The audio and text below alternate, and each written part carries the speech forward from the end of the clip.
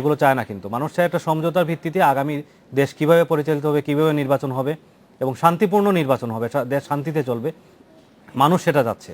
এবং সরকারের দায় আছে যে এই বিষয়টা নিশ্চিত করা।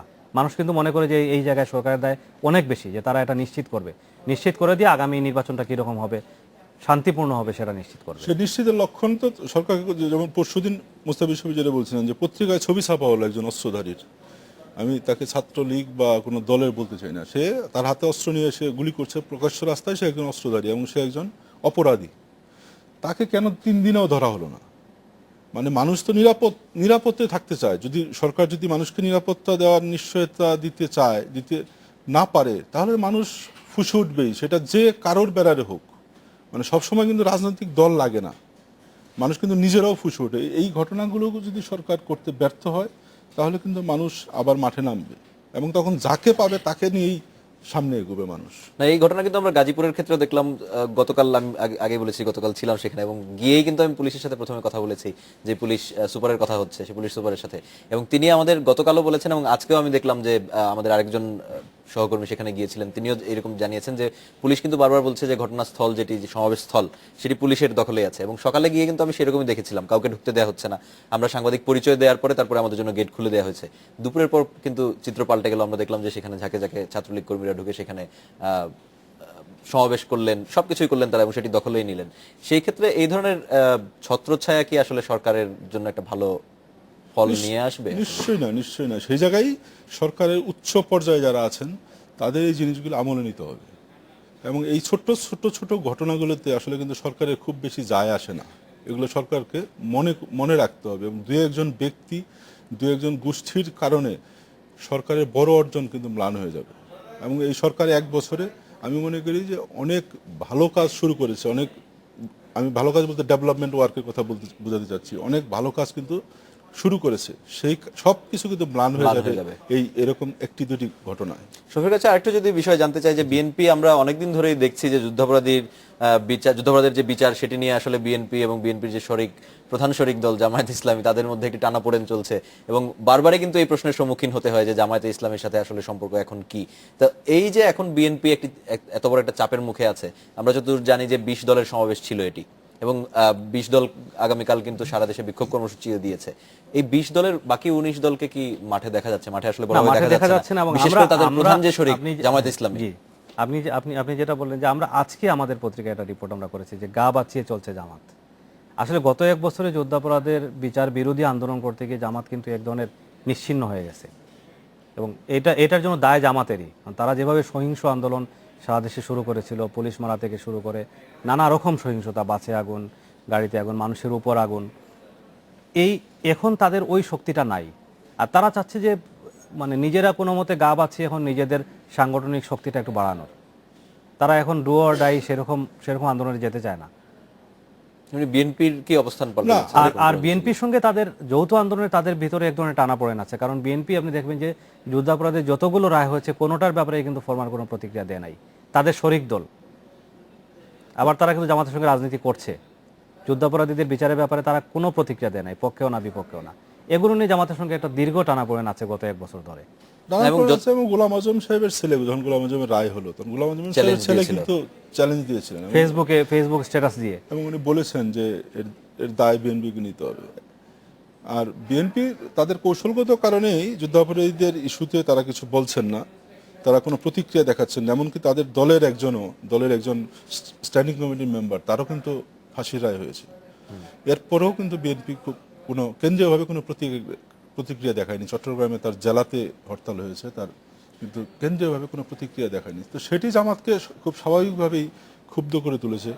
এবং আমি যতদূর জেনেছি যে জামাত এখন বিএনপির সঙ্গে আন্দোলনে আগে যাবে না, পিছনে থাকবে, এটাই তাদের নীতি। তারা নিয়েছে যে বিএনপিকে আগে পরীক্ষা দিতে হবে, তারপর জামাত তাদের সঙ্গে যাবে। না, বিএনপি যেমন একদিকে এই যুদ্ধাপরাধের বিচার নিয়ে তেমন প্রকাশ্যে কোনো কিছু বলছে না এবং এক ধরনের গা বাঁচিয়ে চলা, জামাতে ইসলামীও গা বাঁচিয়ে চলছে, বিএনপিও গা বাঁচিয়ে চলছে।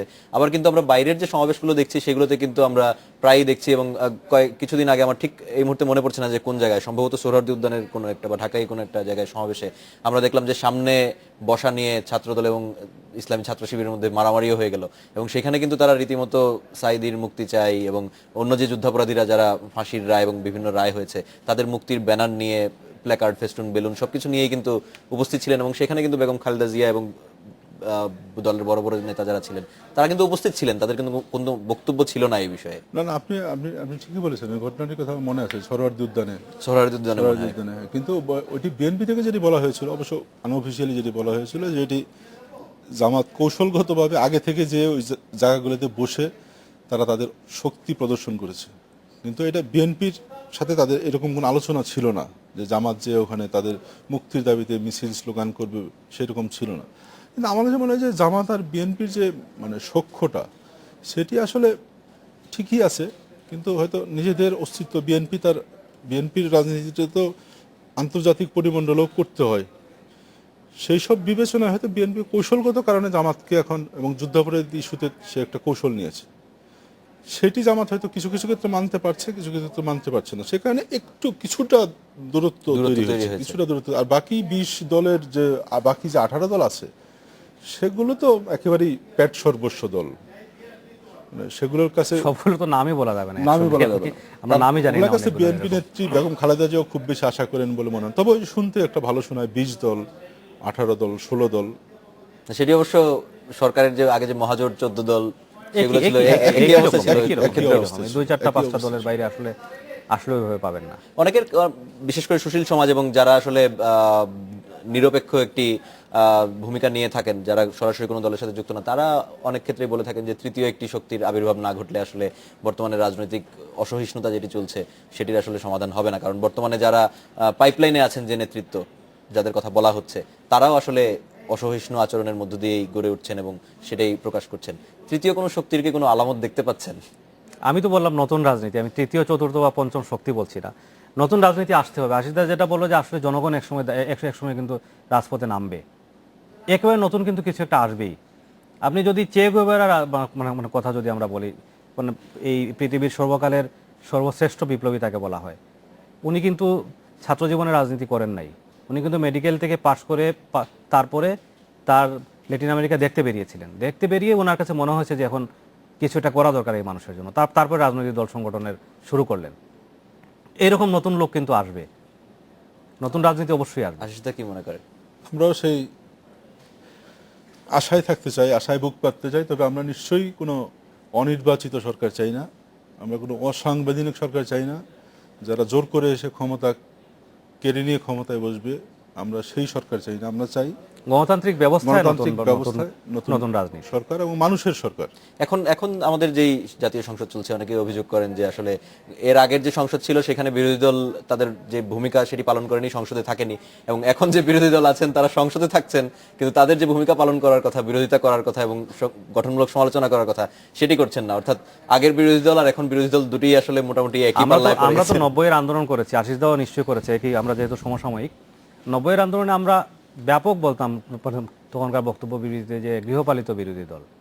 এখনকার বিরোধী দলকে আমরা আসলে কি বলবো আমি জানি না, বাট 90-এ আমরা কিন্তু বলেছি, এটা বারবার বলেছি, মিছিলে, মিটিংয়ে, সমাবেশে। এখন আপনি বিরোধী দলও তো পরিষ্কার করে বলতে পারবেন না, বিরোধী দলও পরিষ্কার করে বলা যাবে না। বিরোধী দলেও আছে, সরকারও আছে, বিরোধী দলীয় নেতাও তারা মন্ত্রীও 3-4 জন তাদের আছে, তবে এই জায়গাটা পরিষ্কার না যে। কিন্তু আমার কাছে মনে হয় কি জানেন, যে এই 20 বছর 24 বছর পরে জাতীয় পার্টির জন্য একটা বড় সুযোগ এসেছিল, লটারিতেই হোক আর যেভাবেই হোক, একটা বিরোধী দল হয়ে কিছু করার। কিন্তু সেই ট্রেন্ডটি আমার মনে হচ্ছে যে জাতীয় পার্টি বোধহয় মিস করে ফেলছে।